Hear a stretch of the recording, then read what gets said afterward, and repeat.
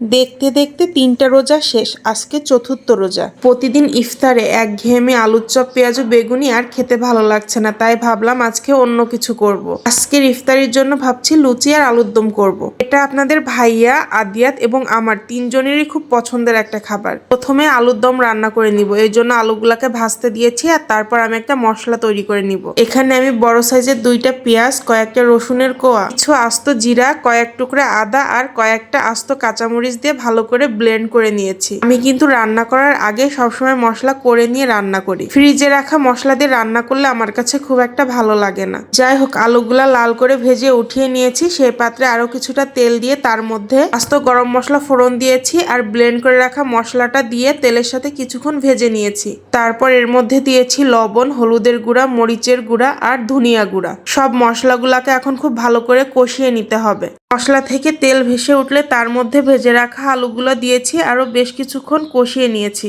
আলুগুলা মশলার সাথে যত বেশি কষিয়ে নেওয়া হবে, আলুর দমের টেস্টটাও তত ভালো হবে। আমার আলুগুলা কষানো হয়ে গেছে, এখন আমি এর মধ্যে পরিমাণ মতো ঝোলের পানি দিয়েছি। ঝোলের পানিটা ফুটে উঠলে এর মধ্যে 1 টিস্পুন গরম মশলার গুঁড়া আর 1 টিস্পুন চিনি দিয়ে ভালো করে নেড়ে ঢাকা দিয়ে ঝোল শুকানো পর্যন্ত রান্না করে নিব।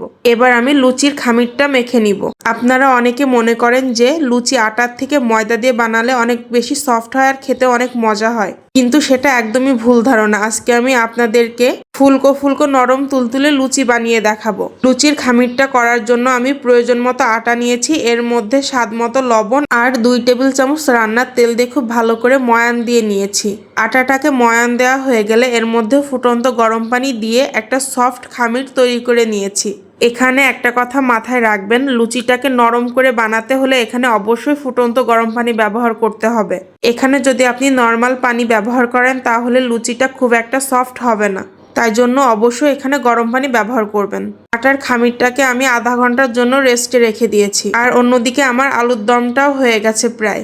আলুর দমের ঝোলটা শুকিয়ে এসেছে আর আলুগুলো কিন্তু খুব ভালো সেদ্ধ হয়ে গেছে। এবার আমি খুন্তির সাহায্যে কিছু আলু ভেঙে দেব, যাতে করে ঝোলটা অনেক ঘন হবে আর খেতে অনেক ভালো লাগবে। কথা বলতে বলতে কিন্তু আমার আলুর দম রান্না হয়ে গেছে। দেখতেও কিন্তু মাশাআল্লাহ অনেক সুন্দর হয়েছে। আপনারা কিন্তু এই আলুর দমটা লুচি ছাড়া রুটি, পরোটা, এমনকি পোলাওয়ের সাথেও খেতে পারবেন। এই আলুর দমটা দিয়ে কিন্তু পোলাও খেতে আমার কাছে খুব ভালো লাগে।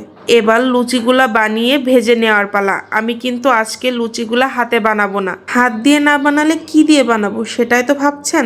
এত চিন্তা ভাবনার দরকার নেই, চলুন আপনাদেরকে দেখিয়েই দিচ্ছি। এই দেখেন, এটা হচ্ছে আমার জাদুর মেশিন। রুটি, লুচি, পুরি, পরোটা, এমনকি মোমো বানানোর শিটও আমি এই মেশিন দিয়ে বানাই। যাই হোক, আপনাদের সাথে মজা করছিলাম। এটা কোনো জাদুর মেশিন না, এটা হচ্ছে লাইবা রুটি মেকার। আপনারা তো নিজেরাই দেখতে পারছেন কি সুন্দর গোল গোল লুচি বানানো হয়ে যাচ্ছে 1 মিনিটেই। না না, ভুল বললাম, কয়েক সেকেন্ডেই বানানো হয়ে যাচ্ছে। লুচি বানানো শেষ, এবার লুচি ভাজার পালা। আচ্ছা, আপনাদের কি মনে হচ্ছে রুটি মেকারে বানিয়েছি এজন্য কি লুচি ফুলবে না?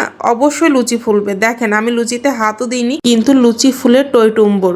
শুধু যে এগুলা ফুলেছে ব্যাপারটা কিন্তু তেমন না, লুচিগুলা কিন্তু অনেক সফট হয়েছে। চলুন আপনাদের সাথে আরেকটা ভেজে দেখাই। মাশাআল্লাহ, এটাও কিন্তু অনেক সুন্দর হয়ে ফুলেছে। আমার কিন্তু লুচি ভাজা শেষ। দেখেন লুচিগুলা কত সুন্দর করে ফুলেছে আর দেখতে অনেক সুন্দর হয়েছে। এবার শুধু ইফতার পর্যন্ত অপেক্ষা করতে হবে।